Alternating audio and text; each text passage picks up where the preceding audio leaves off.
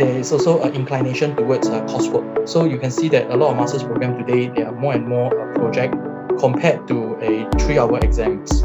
So probably the exams is more for bachelor's program, but for the MBA, most of the students, they are also working, especially if those students are looking at part-time MBA. So instead of sitting through the exam, probably it's more fruitful for them to do a real project. At least they can bring some of their so-called situation in the marketplace to the school, and then that's where the project allow them to apply certain theory that they learn to make it relevant to them. In terms of the academic rigor and what is expected of a master's degree has not changed fundamentally.